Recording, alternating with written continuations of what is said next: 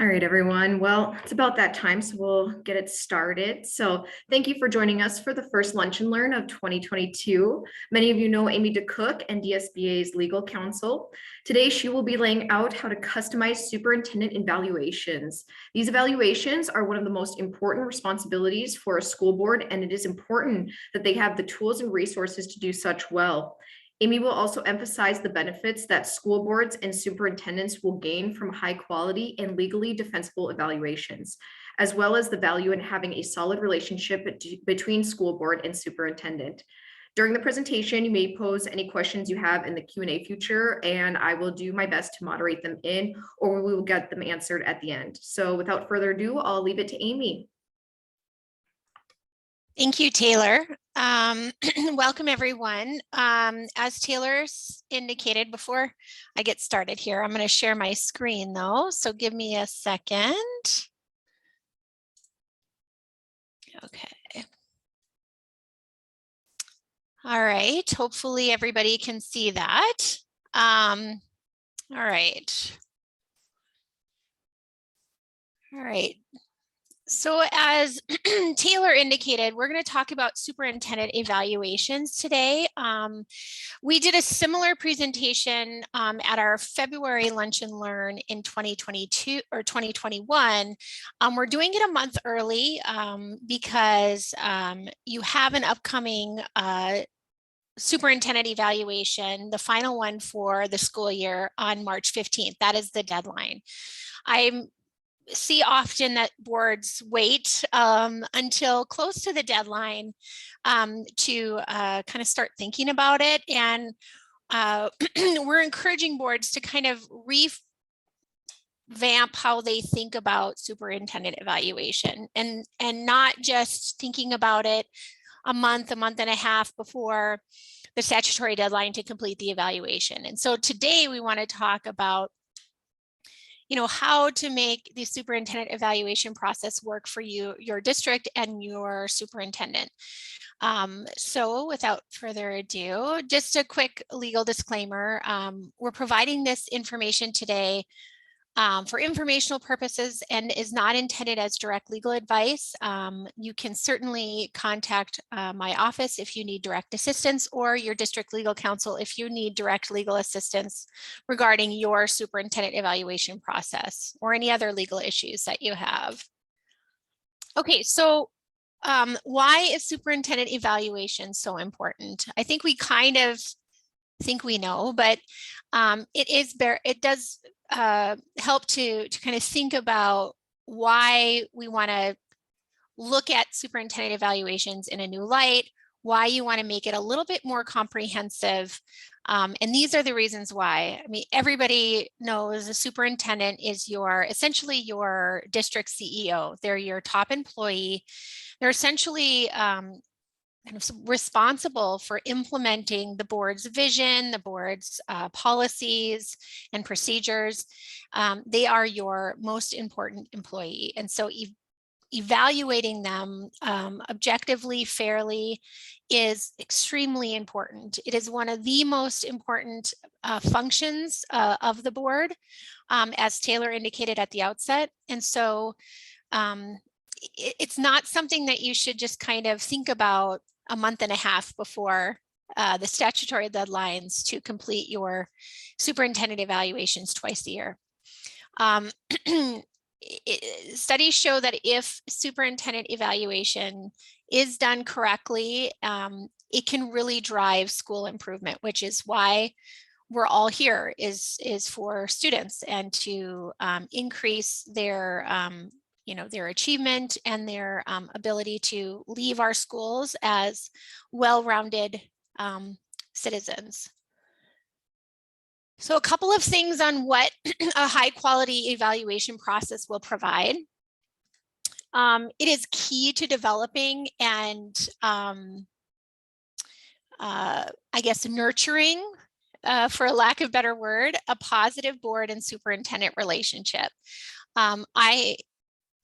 I think most boards that have gone through a breakdown in the relationship between the board and their superintendent, it really has an impact, a significant impact on the function of the district, which will, of course, impact student achievement. It impacts your staff.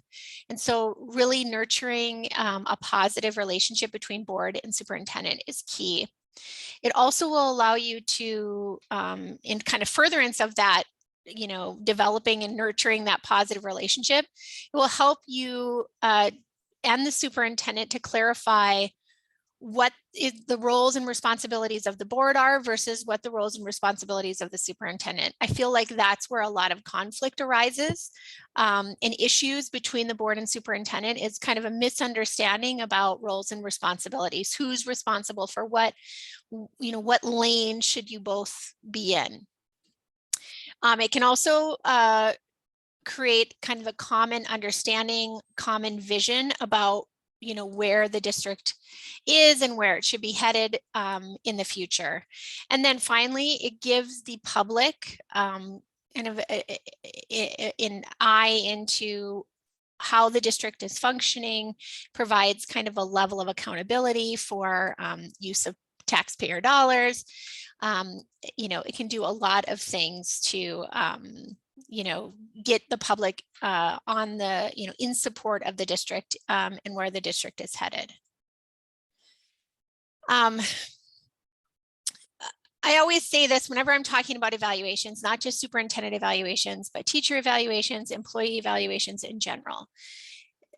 Evaluations are most effective when they are designed and used to improve performance and communicate future expectations, rather than solely for kind of punitive reasons or, kind of a pathway to or a process to take some sort of adverse employment action. They certainly assist in those goals if that becomes necessary, but the overall goal for evaluation is to improve existing performance, provide constructive feedback, and then to communicate your expectations of your top employee. So that is kind of what we're going to talk about. All of what we're going to talk about today is kind of grounded in that. The primary goal is to improve existing performance and to communicate expectations. A couple of things that the evaluation process allows is for the board to follow the progress of the district. I mean, board service isn't your full-time job, although I'm sure sometimes and oftentimes it feels like it's a full-time job. But it allows you to follow the progress of the district when you're not the one there every day. And so that's the kind of the time for the board to kind of keep track of all of that. It also allows you to kind of keep an eye on and to learn about your superintendent's ongoing professional development. No matter how long your superintendent has been employed in that position, either in your district or elsewhere, it's important for them to have ongoing professional development, regardless of their experience. And so it allows you as the board to keep an eye on that. Of course, it provides you an opportunity to provide input, feedback, and most importantly, support for your superintendent as they're carrying out their very important duties as your top employee. This next one kind of gets to that, nurturing the relationship between the superintendent and the board. It builds trust, it builds collaboration, which is key to nurturing that relationship.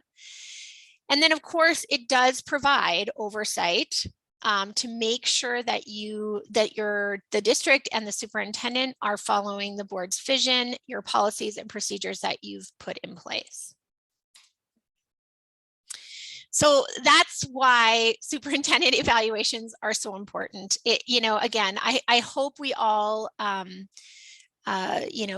of come from that place of feeling like it is an important process, but it's good to kind of start out the conversation from that standpoint. So how to evaluate objectively and fairly. We're going to kind of break some of these down. I don't have a ton of time today, so if I could spend a whole seminar, a whole day on going through how to properly evaluate your superintendent. There's a lot that goes into it, but these are kind of some of the overall suggestions in terms of what tools and procedures can you use to make the most out of the process. So one thing you can do is make sure that it's properly documented. And what I mean by that is, how are you going to evaluate your superintendent's performance? Is it just sitting down and looking at the evaluation instrument and just filling it out? Or are you looking at other things to help you, fill out, that evaluation instrument twice a year? So what's key, and we'll unpack this in a bit, but it's really important to kind of sit down with your superintendent and discuss, what are we going to look at to make sure that our superintendent is meeting our expectations, is completing their job duties in a way that in the way that we expect. What are you going to look at? Are you going to look at reports? Are you going to look at what other documentation are you going to create or look at to kind of help you through that process? And then the other thing, when I reference the evaluation instrument, we'll talk a little bit more about this in a bit too. What criteria are you going to look at in terms of evaluating your superintendent? And we'll unpack this again, as I said, but these should be kind of mutually agreeable too. Not in the sense that the board gives up kind of its authority to determine what criteria, but it should be a collaborative process, or at least a discussion between the board and the superintendent, to make sure that everybody is on the same page by what criteria is the board going to be looking at, and how are you going to be rating that the performance in those criteria.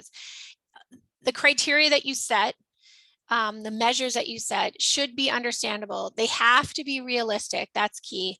And they have to be measurable in some way. I mean, if you set a criteria or a standard that's hard to measure, it's going to be hard to evaluate your superintendent on that standard. Another key tool in the evaluation process is written comments or written feedback. I often see, and this seems to be a stumbling block with a lot of boards going through the process, is how do you provide these written comments? Do you just incorporate each individual board member's written comments that they fill out on their individual evaluations without discussion, without, really kind of evaluating whether the comments and feedback are appropriate, and kind of really further the goals of future performance and future expectations? I am a big proponent of providing specific constructive praise and criticism, regardless of the rating that you give in a particular area. I often see, and frankly, the evaluation instruments often only direct written feedback and written comments when there's some sort of unsatisfactory rating, or a certain level of rating. And I think that's not helpful. I think having some sort of written feedback that you can put in the evaluation form, regardless of how your superintendent is rated, is preferred.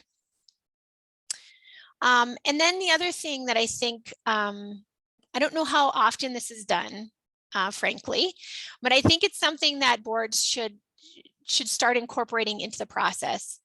And that's evaluation conferences. These are the face-to-face meetings typically between the board president and the superintendent throughout the evaluation year, to talk about goals, to talk about how things are going in progress towards those goals, so that you don't all of a sudden get to, especially this, the summative evaluation in March, and you're kind of talking about goals that really weren't realistic, or maybe there were some real problems or some concerns or other issues that came up that made meeting those goals really difficult. And it was only until you get to the evaluation piece that now you're learning about it, and now you're having to evaluate them on goals that really weren't ended up not being realistic because of maybe things that happened during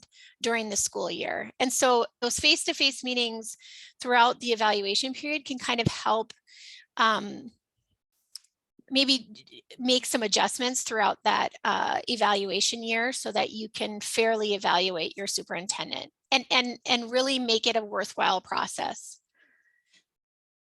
So kind of getting to the meat of what we're talking about today, how to make the evaluation process work for you. And there's a handful of things on this slide that we recommend that you look at, evaluate, create, develop, so that you can make the process work, for you and for your superintendent.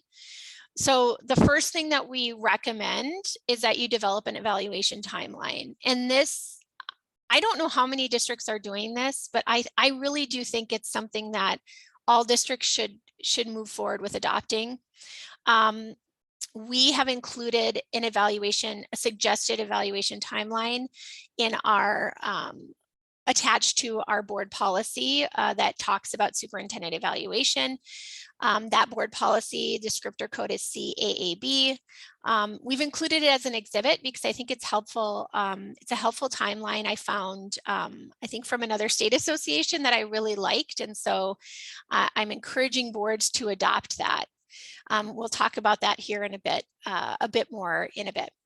The other thing is to either, hopefully you already have it, but if you don't, to create a superintendent job description, or at least review your superintendent job description on a somewhat regular basis so that you can make sure that it is accurate and reflects your expectations of the superintendent. And so that can help you in evaluating your superintendent. The job description becomes important in terms of how you evaluate them. You also want to look at your superintendent's contract. I think superintendent contracts are somewhat consistent throughout the state, but every situation can have their own kind of unique circumstances. And so making sure that you're taking into account what might be laid out in the superintendent's contract in terms of how you're evaluating them and what your expectations are, what their job duties are. That's important to look at that and factor that into the equation. The other thing, the big thing that I think we're trying to encourage boards to do is to perform goal-based evaluations. Setting goals, realistic goals at the beginning kind of the evaluation year, and then tracking those throughout the year, not only through those 2 evaluations that you're doing throughout the year, but also in those face-to-face meetings, maybe even the reports that your superintendent is giving to the board at your regular meetings, kind of working those goals into that entire process. That is the recommended practice when you're evaluating your top employee. Another thing that we encourage superintendents or boards to do is to ask their superintendent to perform a self-evaluation. We'll talk about that in a bit too. That's worked into our suggested timeline. It's kind of a good way to see how the superintendent is evaluating him or herself, and kind of how that is factoring into how they're moving through the goals that you set at the outset of the year. The other thing is to have an evaluation instrument that reflects the goals that you're setting, your expectations, and we'll talk about what that looks like. That's a little bit of a bigger topic that I can't devote too much time to just because of time constraints today, but we'll hit on it just a bit. And then I just wanted to put in again, you'll want to look at your board policy. We have a template policy, CAAB, that majority of school districts have adopted, some with their own slight revisions, but you certainly want to factor in your board policy if you have one in terms of how you're conducting these evaluations. Okay, so the first thing that I hit on in the last slide was to develop an evaluation timeline. The first thing to kind of keep in mind when you're creating an evaluation timeline is the statutory requirements. A reminder is that the statutory requirements should really be viewed as the basic minimum requirements. They shouldn't be considered the maximum that you should do. They're kind of your starting off point. And those are found in section 15.1-1403. They include essentially 2 deadlines.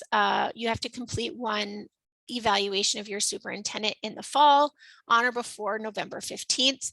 This is often looked at as a formative evaluation, so kind of setting of goals and expectations. And then the second evaluation is due on or before March 15th. That's really looked at as a summative evaluation, so looking how your superintendent has improved upon or furthered or progressed in terms of the expectations and goals that you set at the outset of the evaluation year. You should be looking at your evaluation of your superintendent as an ongoing kind of never-ending process. As long as they are employed if in your district, it should be considered kind of an ongoing process. And that's why I think it's helpful to develop that timeline. And we at NDSBA have recommended a 12-month timeline, which I indicated earlier is set forth in an exhibit to our superintendent evaluation policy, CAAB. I've set it out here. This basically mirrors what our suggested timeline in our template policy looks like. And I won't go through it in too much detail today, just to leave some time for potential questions. But basically, the key here is to think of it as kind of a year-long process, and you repeat it every year. So we suggest that you start in the summer, early fall, and that you kind of set yourself up for success for the rest of the year to make sure that you can really get the most out of the evaluation process. So in the summer, early fall, that's when you would look at your job description. If you don't have one, you should be creating a job description and looking at your evaluation instrument. Do you need to make any changes or adjustments? Do you want to look at alternative instruments that you think might work better for your board and your superintendent? There are a few different form instruments out there. We have one that we attach to our policy, our CAAB policy. To be honest, it's not my absolute favorite because I think sometimes it can encourage more of like a check the box strategy as opposed to a more comprehensive evaluation and robust evaluation. But that doesn't mean that it's not useful. You can certainly use it, but I think it doesn't necessarily encourage that robust evaluation process. But there are a lot of different examples out there that you could pick from and choose from that best fit your needs and kind of the style that you would like to approach the evaluation process with. You'll want to look at, okay, well, what type of documentation, as I mentioned before, what kind of documentation and data would you be looking at to measure your superintendent's performance? And you'll want to look at creating those measurable goals that are in line with the district's goals. And we will talk about goal setting a little more in a bit as well. And then from there, it kind of progresses throughout the year, kind of tracking with the basic requirements that are set forth in North Dakota law, keeping in mind that time frame. It goes from late fall into winter with that first evaluation, that formative evaluation due November 15th, and then into the late winter and spring where you would, complete that final evaluation on or before March 15th, and then ending in the late spring, early summer. I don't know why I have summary there. It should say summer, but basically then you start the process over again. And it might seem kind of onerous, but you know, it's meant to be, once you kind of get the hang of it and you have kind of your established practices and procedures, it shouldn't be an onerous or burdensome process. It should be something that I think you can get baked into your, your board service throughout the year, and it just kind of becomes second nature. That's what this timeline is meant to do. It really, the work would be on the front end if you're starting to move into a timeline based evaluation process. And then once you get the hang of it, it doesn't seem so, like, oh, we got to start all over again. It just kind of starts working through itself as you go along throughout the year.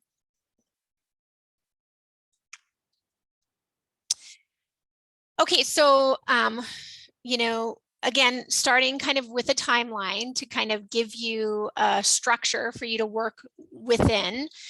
Here are kind of some of the key things to look at. And I had mentioned before how important it is to have a job description that kind of accurately reflects what your superintendent actually was hired to do and does on a daily basis.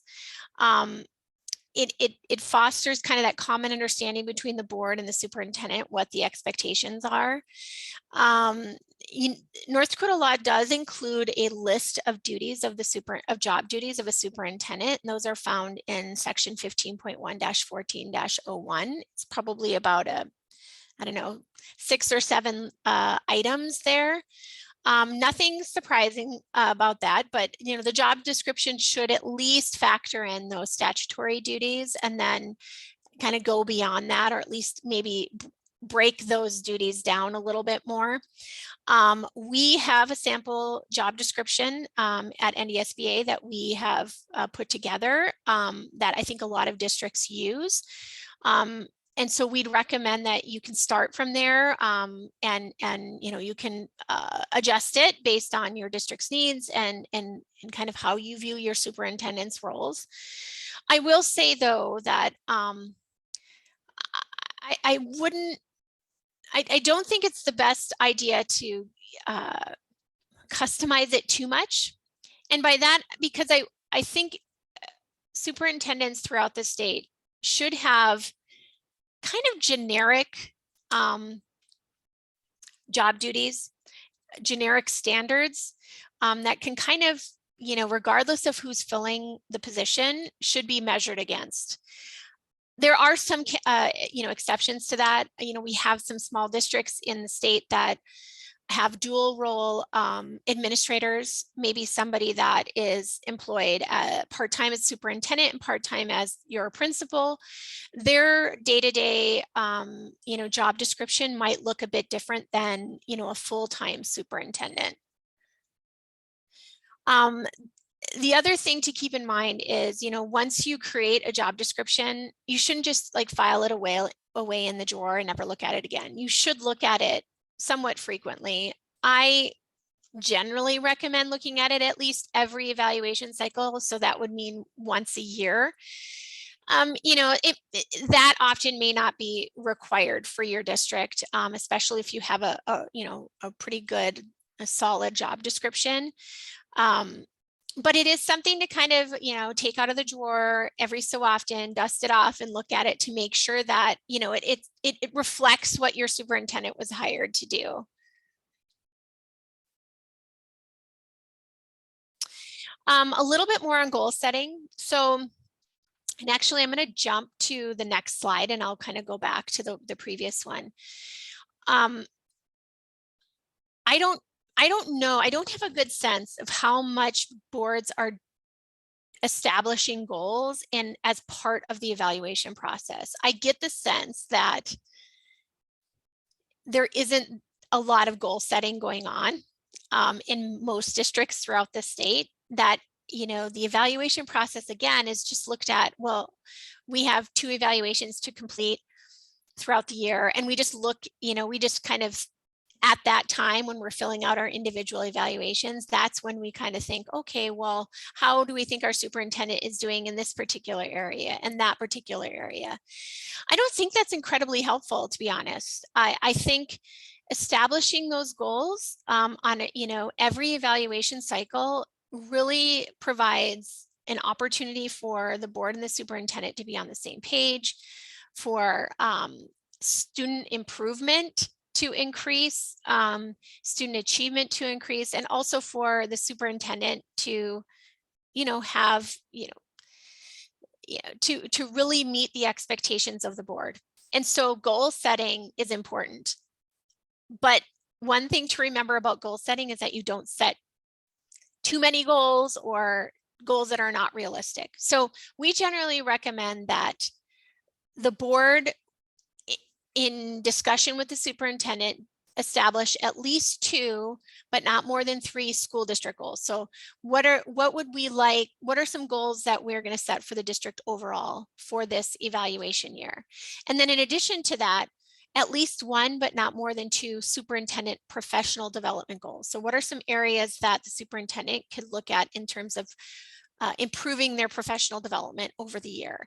So these guidelines, I think, are realistic in that you're not overburdening your superintendent with a bunch of goals that at the end of the day aren't really realistic to accomplish or to make progress on in the time frame that you're working with in an evaluation year. So that's kind of what we recommend. And then, of course, as I mentioned before, student improvement should kind of direct your goal setting. All of your goals should come from the place of, okay, how are we going to increase student achievement? That's all of those goals should kind of come from that place. And that should be the kind of the bedrock of your goal setting. Again, we recommend a 12-month evaluation period. And so those goals should be measurable within that 12-month evaluation period, or whatever evaluation period you set. You could, set a school year evaluation period. But most superintendents are 12-month employees. And so I think the 12-month evaluation period it works best for most districts. And then you should also, as much as possible, mutually agree on how are you going to measure the progress. What are the indicators and the evidence that you're going to use throughout the year to kind of measure the progress towards the goals that you set. There's a lot of resources out there that kind of break down some of those performance and progress indicators, and we can provide some of that information to our members if you are interested in that. So kind of backing up on some do's and don'ts for goal-based evaluations. And I'm just going to mention a few.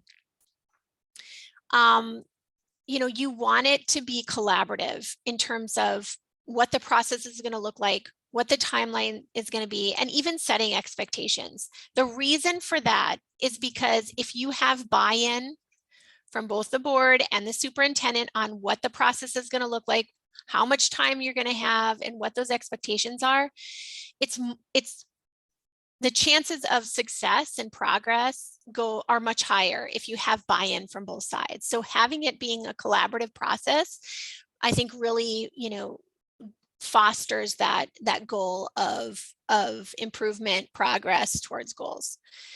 Let's see. The other thing I think to talk about is, you also want to have your goals guided by your policies, guided by your vision. But you also, you want to make it so that it's realistic. And so you want to allow for not only sufficient time for the superintendent to make progress towards those goals, but also make it so that those goals are can be evaluated by your board during the time frame that you've set. And so, don't just focus on the superintendent's performance towards those goals, but also keeping in mind how the board is going to evaluate that. And so making sure that you're looking at both sides.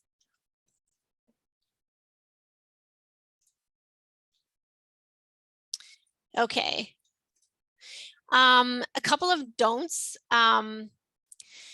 You know, one thing I didn't mention is, and I get the sense that boards understand this, but you know, the goal is to have one final evaluation completed by the board. The way that we get there is each individual board member is filling out separate evaluations. And then your board president is typically tasked with the responsibility of combining those into one final document, which is then approved by the board. Most boards follow that.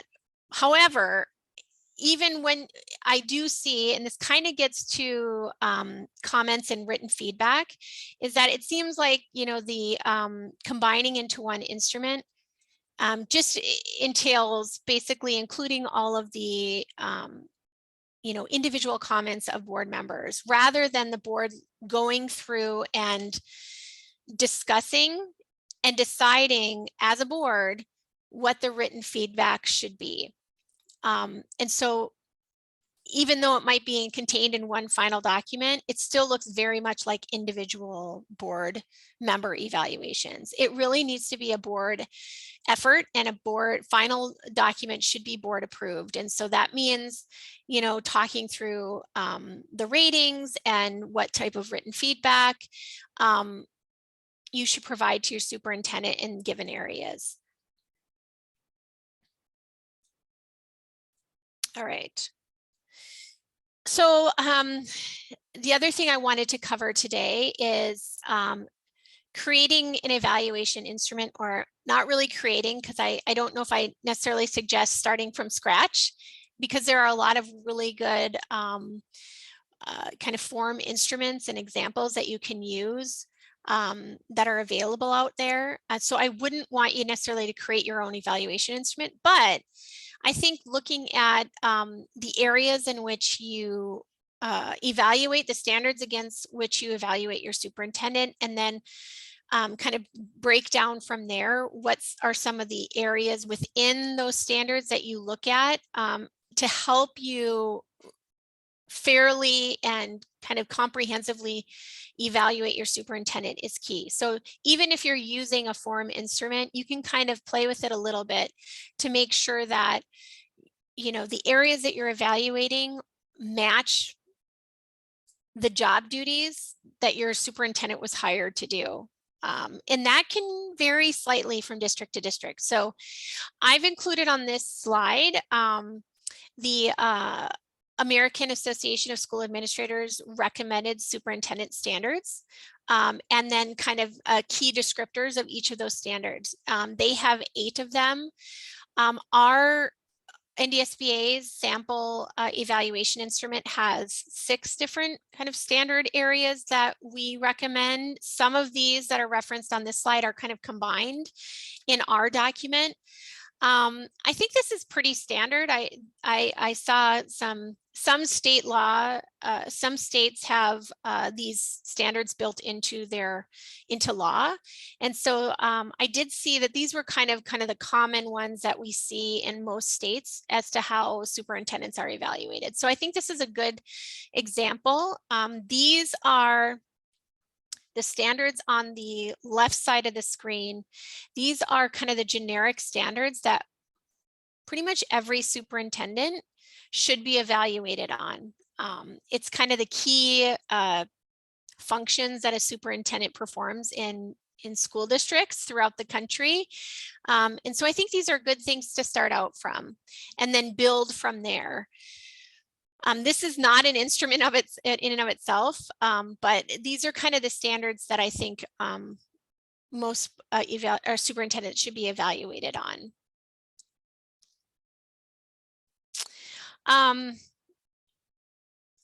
The other thing I wanted to mention on this is I think, you know, again, I could do a whole session on breaking down each of these standards, and then, kind of all the way down to, okay, what are some of the example indicators of, or what fits in under each of these standards in terms of what you're looking at in terms of evaluating performance in that particular area. I have some of those resources available that we can make available to our members if you're interested. But it kind of breaks down, okay, what are some of the things that you're looking at under each particular standard that you see here that's built into your evaluation instrument, so that once it comes to evaluation time, goal setting time, these are some of the things that you're looking at, because this is how I'm going to evaluate you in this area. It really helps to have kind of a comprehensive evaluation instrument in terms of what are some of the areas that you're going to look at. It makes evaluating a lot easier when we can make it easy for our board members. I think that's the way to go. And so if you guys are interested in any of those resources, please contact our office and we can provide some of those to you.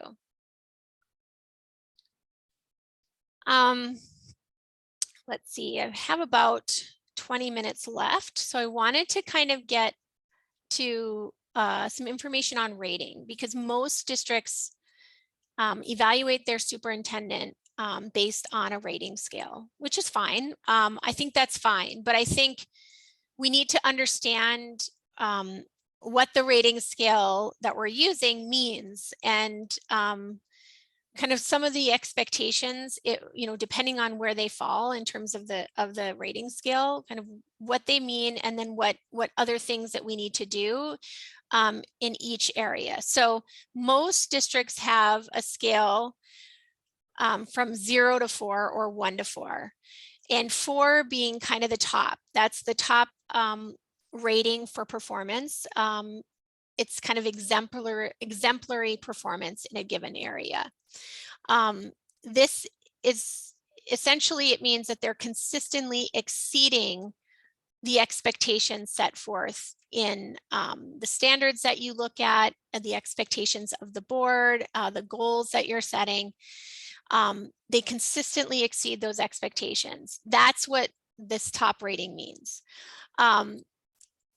If you're rating your superintendent in this area in a given, or at this rating in a given area, you should be citing specific examples that support why their performance exceeded expectations in that area.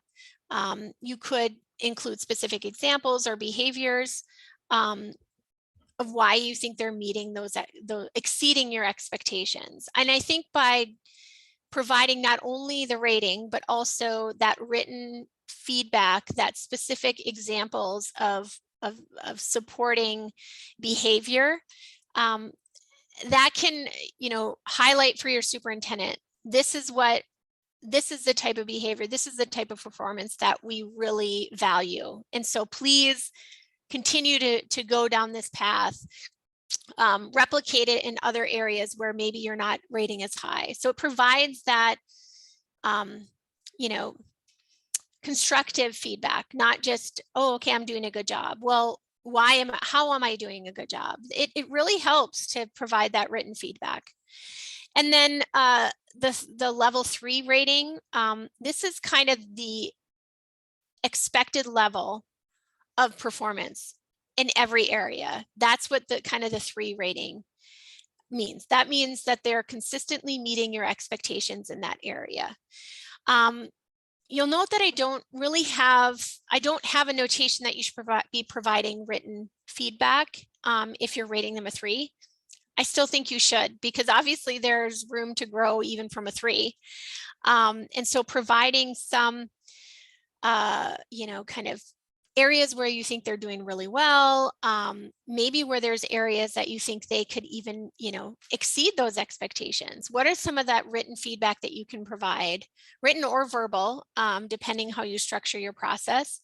But written and verbal feedback can go a long way, even if they are consistently meeting your expectations in a given area. And then rating of a 2 typically means that their performance requires improvement. That typically means that there is going to be some sort of plan for improvement. Doesn't necessarily mean that it has to be a formal improvement plan attached, but there has to be some kind of thought and expectation setting in terms of, okay, well, you're not really meeting what we consider the acceptable level of performance in this area. Here's some ways we think you're not, specific evidence that, describes how the superintendent may not be meeting expectations. And I know this is can be uncomfortable, especially because it's an open process that's discussed in an open meeting, but it's imperative that you provide that, especially if they're not meeting expectations, that you provide that feedback. I have to say this so I don't forget, it just popped into my head, but it's so important that I need to mention it now. I really hope that the evaluation process, or I would say when you're at the meeting discussing the final evaluation form, and finalizing that evaluation twice a year, that's not the first time that your superintendent is hearing about performance that is not meeting your expectations. I think that is just setting yourself up for it's gonna create a fissure in your relationship with your superintendent if the first time that they hear that they are not meeting your expectations is at a board meeting, discussing their evaluation form and finalizing their evaluation form. That's why I think having that evaluation timeline, looking at it as a year-long process, it allows for that consistent feedback so that you don't get to the board meeting where you're finalizing the evaluation and it's the first time your superintendent is hearing that. That almost always leads to problems that usually leads to the breakdown in the relationship between the board and the superintendent. So kind of not only does it help with meeting expectations and but it also allows for that level of communication when you look at it more than just meeting twice a year to finalize your evaluation. It's a robust process that allows for that feedback. So again, hopefully it's not the first time they're hearing about it at the meeting.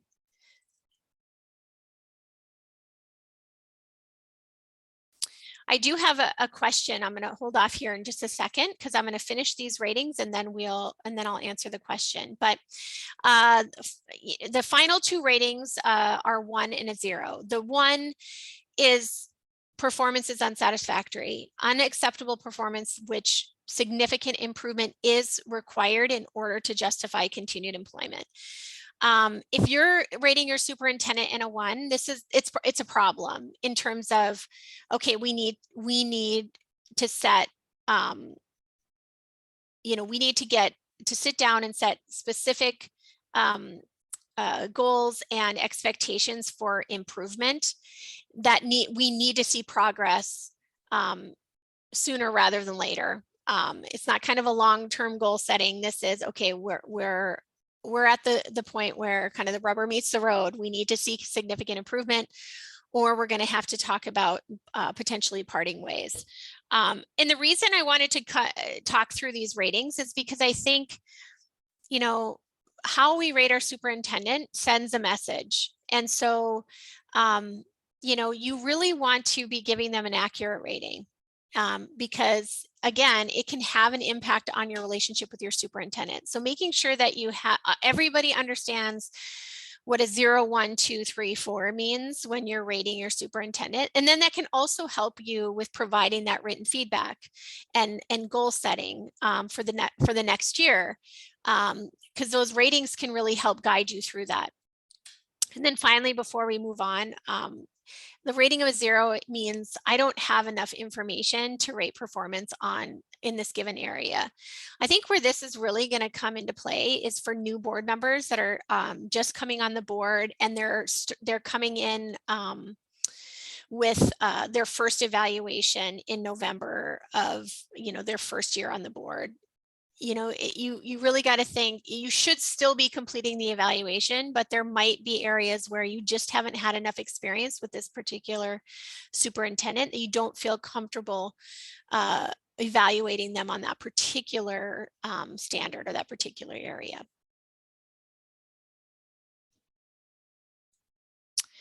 Okay, so I left about 10 minutes or so for questions. We do have one. When approving the evaluation, how do you approve it? What verbiage should be used?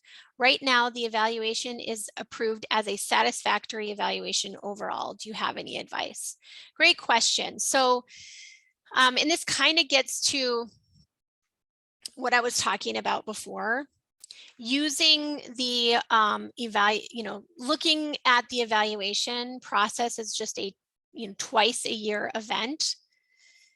Or looking at it as, well, is it just simply satisfactory versus unsatisfactory? I think that's not a good way to go about it, because rarely do you find a superintendent that is completely satisfactory in every area or is completely unsatisfactory in all areas. I mean, that rarely happens. And so and I even think our template policy on superintendent evaluation indicates that you should not be giving an overall satisfactory versus unsatisfactory evaluation.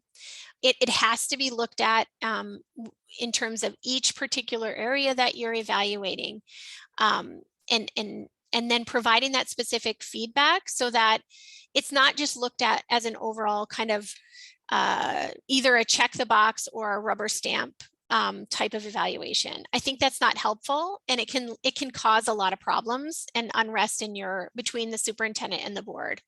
So in terms of how you go about approving the evaluation, our template policy kind of outlines how you go about finalizing the final evaluations twice a year.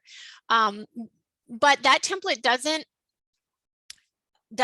cover the entire process that we recommend that you put in place for evaluations. It basically covers just kind of how you go about meeting the statutory requirements in terms of the twice a year evaluations, and then it also just mechanically how you move through that process.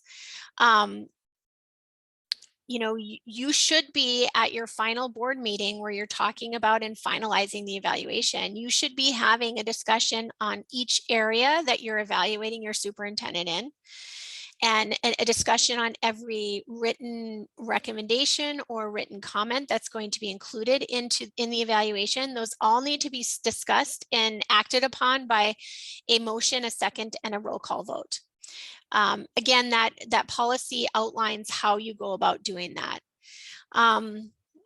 Hopefully that answered your question. But again, if you have more questions, you can always follow up with a phone call and I can explain it in more detail if that didn't get you an answer. Other question is, if a 0 is given by a member because not enough information to rate, is it still fair to calculate the 0 in a score, or would that score not be factored? Great question. I think this kind of depends on your evaluation instrument. I would say that if you utilize a 0 to 4 scale, that 0 isn't really factored into the overall rating, because obviously that will, just the key to that 0 rating is that you don't have enough information to rate. So you're essentially not evaluating them. That particular board member is not evaluating the superintendent in that area. So to allow that score to be factored in really doesn't make a lot of sense.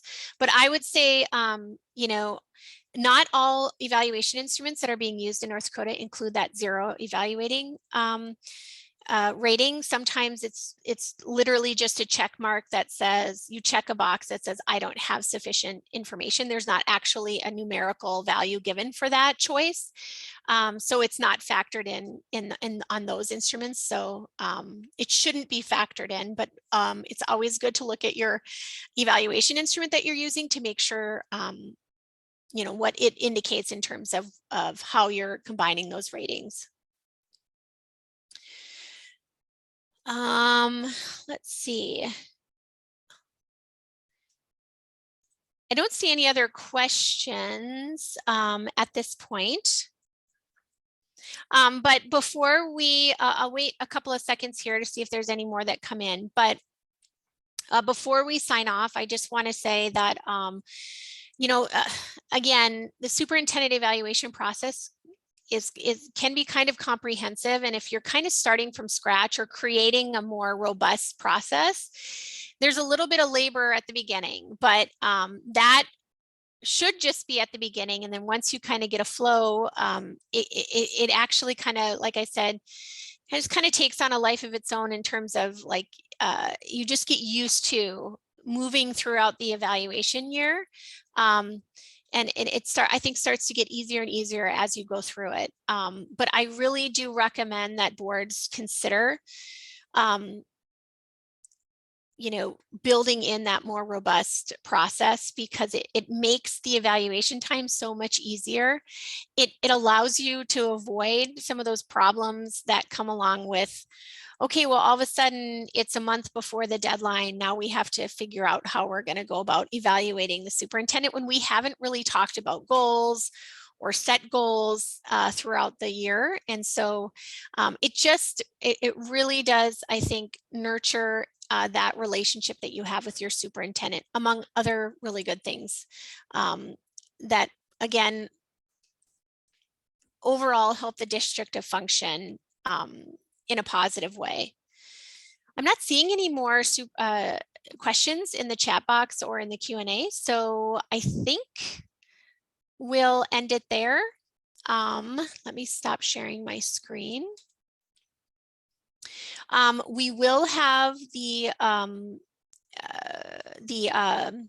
slideshow available on our website here in the next few days. If you would like a copy of the superintendent evaluation slideshow.